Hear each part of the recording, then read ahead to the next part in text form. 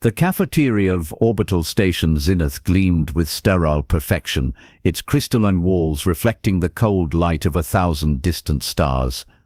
Elizabeth Rodriguez sat alone at a corner table, methodically consuming her meal, while 300 alien delegates pretended she did not exist. The Summit of United Coalitions had drawn representatives from 67 worlds, each one convinced its species held superiority over the rest.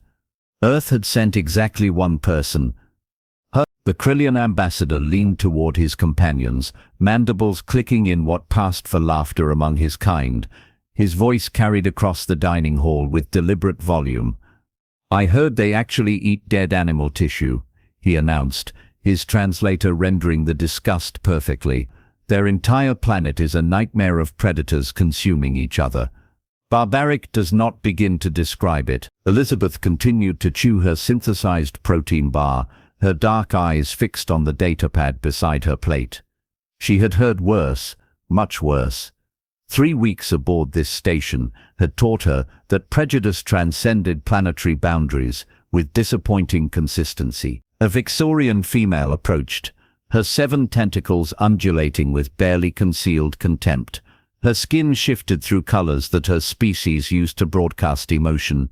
Currently, she radiated superiority with streaks of bright orange and yellow. "Tell me, human," she said, settling near Elizabeth's table without actually sitting. "Do you truly come from a world where the atmosphere itself attempts to kill you daily?" Elizabeth looked up, her expression neutral. "Earth has weather.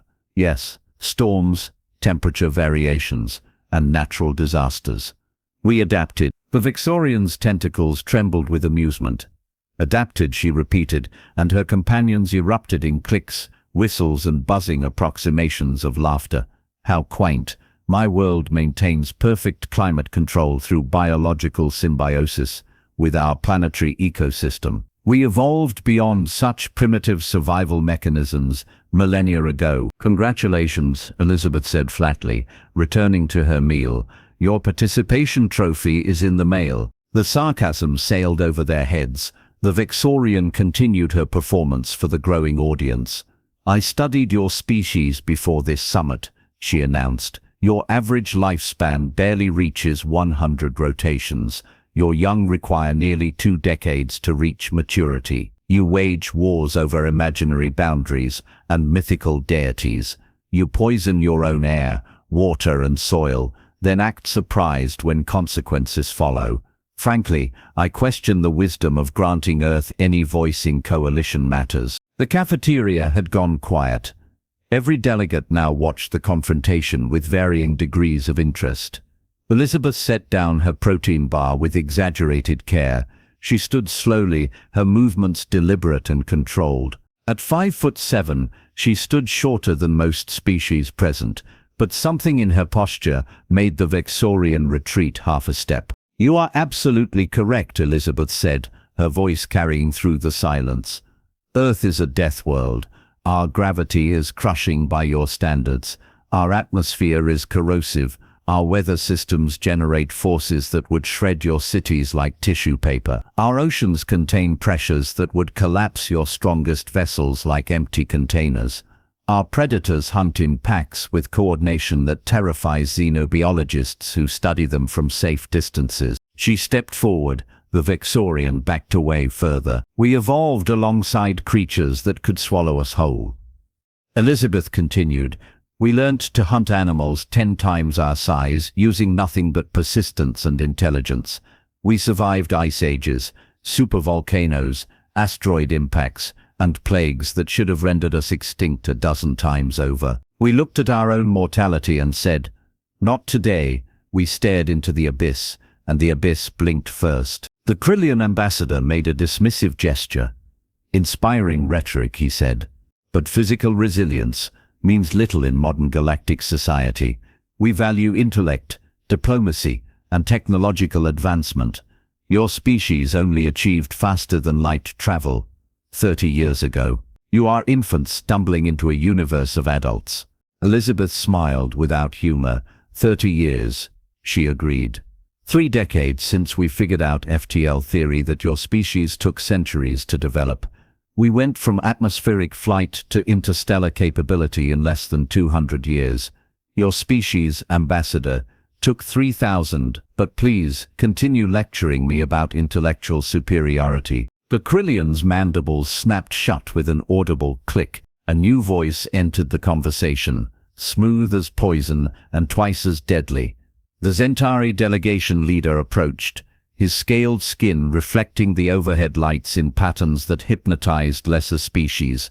His kind ruled 17 systems through military might and strategic ruthlessness. "Let us dispense with posturing," he said. The coalition assembled this summit to address territorial disputes in the Outer Rim sectors. Earth wishes to claim 3 systems for colonization, systems that 17 other species have already submitted proposals for. You have no fleet presence, no established colonies, no political leverage. Why should we grant you anything? Elizabeth met his gaze without flinching. Those 3 systems contain 12 habitable planets, with atmospheric conditions considered hostile by coalition standards. Gravity ranging from 1.3 to 2.1 standard units. Temperature extremes beyond your comfortable parameters. Radiation levels that would require your species to remain in shielded habitats indefinitely. You want them because they contain rare mineral deposits. We want them because we can actually survive on them without technological assistance. The Zentari leader's eyes narrowed.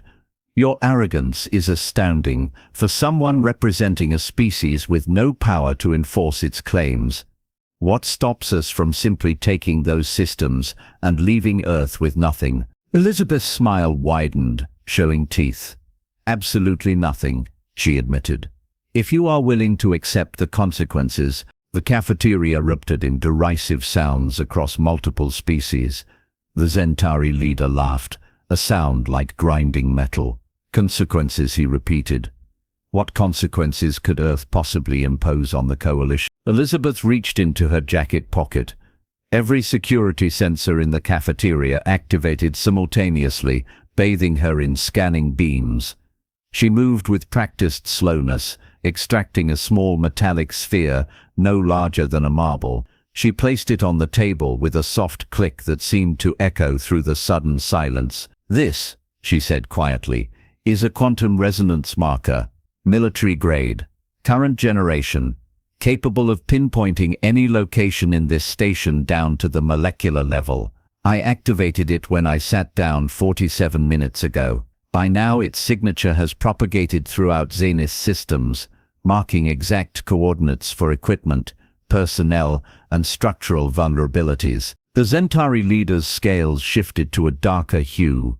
"That is a threat. That is a fact," Elizabeth corrected. "And here is another fact. The destroyer-class vessel that delivered me to this station, the one you all dismissed as a primitive escort craft, is currently in geosynchronous orbit, 300 kilometers from our current position. It has been tracking this marker since arrival. Its weapon systems have been calculating firing solutions for the past 47 minutes. A Kryllian security officer stepped forward. No vessel could achieve targeting lock through our defense grids without triggering alerts. Elizabeth turned to him, her expression pitying. "Your defense grids operate on frequency bands that Earth identified and mapped 17 days ago. We have been inside your systems since the summit began. Every communication, every sensor feed, every security protocol. We know where your children sleep. We know which ships carry your diplomats. We know which stations house your civilians." The cafeteria descended into chaos. Delegates shouted accusation. Security personnel activated their equipment, searching for infiltration evidence. The Zentari leader raised one scaled hand, demanding silence. His voice cut through the noise like a blade. "You claim to have compromised coalition security. Prove it." Elizabeth pulled her datapad closer, her fingers dancing across its surface. The cafeteria's main display screens flickered to life, showing schematics of orbital station Zenith. Red markers appeared throughout the blueprints, highlighting critical systems, life support nodes, power conduits, docking clamps, emergency evacuation routes.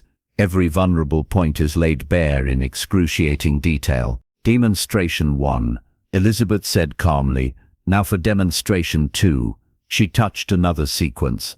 The cafeteria lights cut out completely, plunging 300 beings into absolute darkness for 3 eternal seconds before auxiliary systems activated. In those seconds, several delegates made sounds that universal translators struggled to categorize beyond raw terror. Lights returned. Elizabeth stood exactly where she had been, her datapad still active. Demonstration 3. She continued and touched a final sequence. Every personal communication device in the cafeteria activated simultaneously, displaying a simple message in each delegate's native language. "Hello, we see you." The Vexorian female collapsed, her tentacles losing all color. The Kryllian ambassador backed away until he hit a wall. The Zentari leader's scales had gone completely black, a color his species displayed only in moments of existential dread. Elizabeth picked up her protein bar and took another bite, chewing slowly while 300 beings processed what had just occurred. She swallowed, then spoke again. "Now, about those 3 systems in the Outer Rim. I believe we were discussing Earth's colonization proposal. Does anyone have any objections they would like to voice?" The silence stretched like a physical thing. Then, impossibly, it shattered. A proximity alarm screamed through the station. Red emergency lights bathed everything in crimson. A new voice, harsh and mechanical, echoed from every speaker. "Unauthorized vessels detected. Zentari battle fleet emerging from hyperspace. Weapons hot. All personnel to emergency stations." "This is not a drill." Elizabeth's datapad chimed. She glanced down, and her face went pale. The Zentari leader noticed her reaction and smiled, his confidence returning. "Did you truly believe we would negotiate with a single human girl and her lone escort vessel?" he said. "I gave orders before this meeting began. My fleet has been waiting just outside Coalition space for my signal. You played your hand beautifully, but you failed to account for our response. Surrender now, or we reduce this station to debris." Every screen in the cafeteria now displayed the same image. 15 Zentari warships hung in space like predators, their weapon arrays charging with visible energy, and behind them, emerging from the darkness between stars, came something else, something vast, something that made every military officer present forget how to breathe. Elizabeth looked at the display and closed her eyes. When she opened them again, tears were streaming down her face. Her voice broke as she whispered 6 words that turned the universe inside out. "Oh no!" They sent her instead. The cameras focused on the massive vessel now dominating every screen. It bore no Earth designation, no coalition registry, nothing that identified it as anything but pure calculated violence made manifest in metal and fire. And on its hull, painted in letters 3 stories tall, was a single name: Elizabeth Rodriguez, Legacy Class, first of her line. The Zentari leader's expression crumbled into incomprehension. "I do not understand." Elizabeth wiped her eyes, but the tears kept coming. Her voice was barely audible. "I am not Earth's diplomat. I am Earth's apology. And you just made them stop apologizing." The warship bearing Elizabeth's name hung in space like a monument to species-wide trauma, and in the cafeteria of Orbital Station Zenith, every being present finally understood why Earth had sent one human girl alone to the summit. She had never been their representative.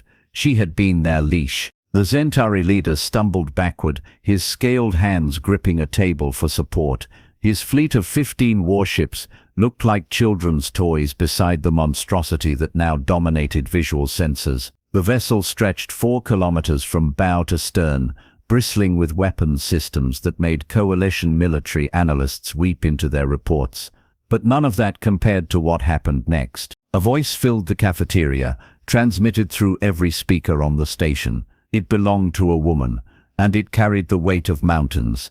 "This is Captain Sarah Rodriguez of the Earth Confederacy vessel, Legacy. I am here to retrieve my daughter. I would very much appreciate it if everyone could remain calm and not do anything historically regrettable." Elizabeth's hands trembled as she gripped her datapad. Her mother's ship had not been scheduled to arrive for another 3 weeks. The timing of its appearance, perfectly synchronized with the Zentari fleet's emergence, suggested preparation that spanned weeks of planning. Earth had anticipated this scenario. More than that, Earth had counted on it. The Kryllian ambassador found his voice first, though it emerged as a rasping whisper. The legacy was supposed to be a myth. Coalition intelligence reported it as propaganda. Elizabeth finally looked up, her eyes red, but her voice steady. My mother commands a crew of 800. Every single person aboard that ship is from Earth. They operate in a gravity that would liquefy your organs. They trained in environments that simulate the worst conditions our planet can generate. The legacy possesses weapon systems derived from technologies we developed to survive our own world. And you just threatened to kill her, only child. The Vexorian female, still collapsed on the floor, managed to extend one tentacle toward the display screens. The Zentari fleet was not retreating.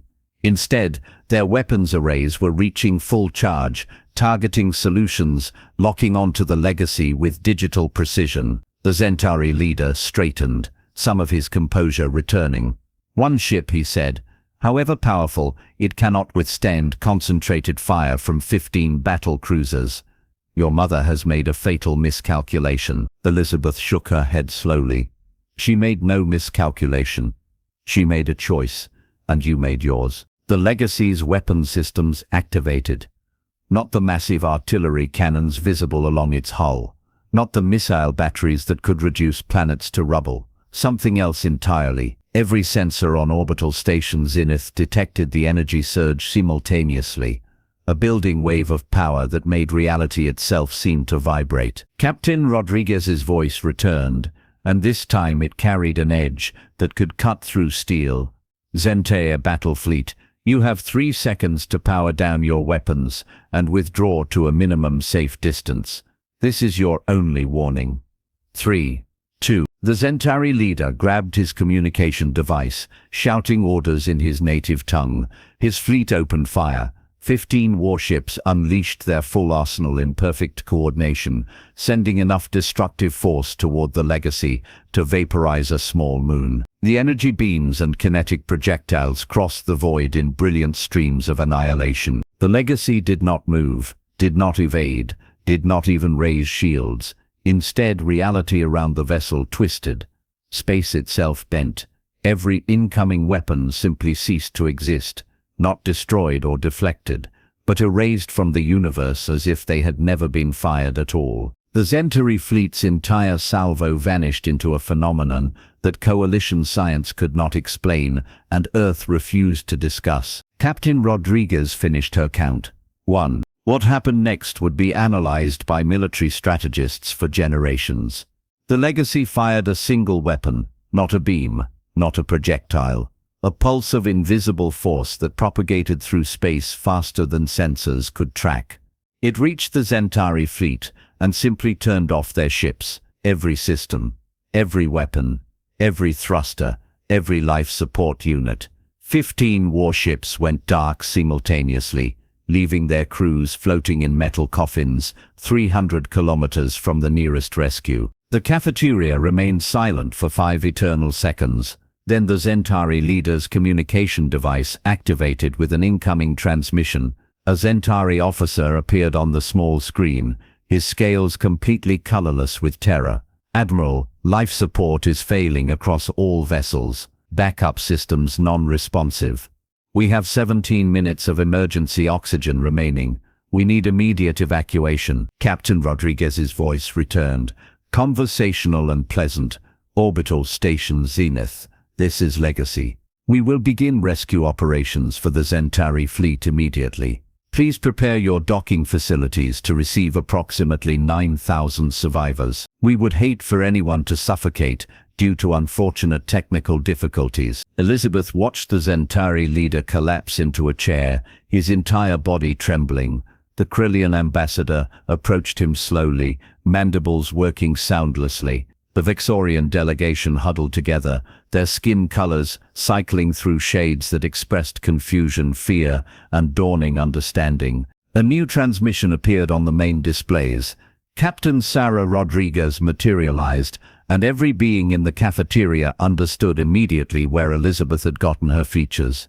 The same dark eyes, the same determined jawline, but where Elizabeth projected controlled intensity, her mother radiated the kind of presence that made admirals nervous and politicians careful with their words. "Good afternoon," Captain Rodriguez said, as if addressing a pleasant social gathering rather than a room full of traumatized diplomats. "I apologize for the dramatic entrance. My daughter informed me that negotiations were proceeding poorly. I decided to attend personally." The Zentari leader found his voice, though it emerged broken and defeated. "You disabled 15 military vessels in seconds, without destroying them, without harming the crews. That level of technological superiority makes coalition forces obsolete. Why does Earth not simply conquer the galaxy?" Captain Rodriguez's expression shifted to something that might have been sadness. "Because, Admiral, we remember what it cost us to survive our own planet. We remember the wars, the famines, the diseases, the disasters. We remember looking up at the stars and wondering if we were alone in the universe, terrified that the answer might be yes. When we finally achieved FTL capability and discovered the coalition, we made a choice. We decided that just because we could take what we wanted, did not mean we should." She leaned forward, her eyes boring through the display. "My daughter came to this summit with one mission: convince you to grant Earth colonization rights to 3 systems through peaceful negotiation. Systems that we need for population expansion. Systems that you wanted purely for resource extraction. We gave you every opportunity to be reasonable. Instead, you mocked her, threatened her, and ultimately you deployed military force against a diplomatic station because you assumed Earth was weak." The Kryllian ambassador stepped forward, his mandibles clicking rapidly in his species' version of nervous speech. "What happens now?" he asked. "Does Earth take those systems by force? Do you make examples of us?" Captain Rodriguez's expression softened slightly. "No, Ambassador. Earth takes nothing by force. Instead, let me tell you what Earth offers. Those 3 outer rim systems contain 12 habitable planets. We propose sharing them. 6 planets for Earth colonization. 6 planets are divided among coalition species who wish to establish settlements. We provide the infrastructure. We supply the initial resources. We share the mineral rights equally. And most importantly, we demonstrate that Earth keeps its word." The Vexorian female, having regained some color, extended a tentacle toward the display. "Why?" she asked. "Why offer compromise when you clearly possess the power to dictate terms?" Elizabeth finally stood, walking to the center of the cafeteria. She addressed the assembled delegates directly, her voice carrying the exhaustion of someone who had fought this battle 100 times before. "Because my mother is right. Earth survived by learning cooperation alongside competition. We discovered that working together produced better outcomes than endless conflict. When we reached the stars, we hoped to find civilizations that had learned the same lessons.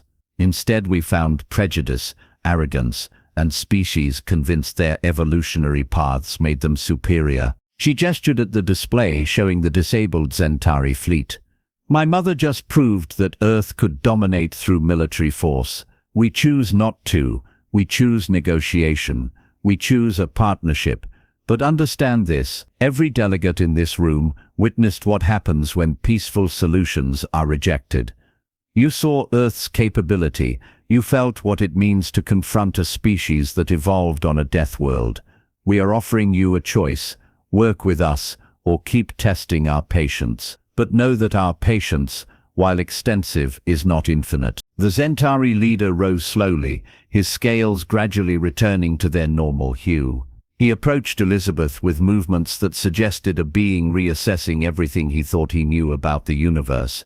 "Human," he said quietly, "I offer a formal apology on behalf of the Zentari collective. We acted from ignorance and prejudice.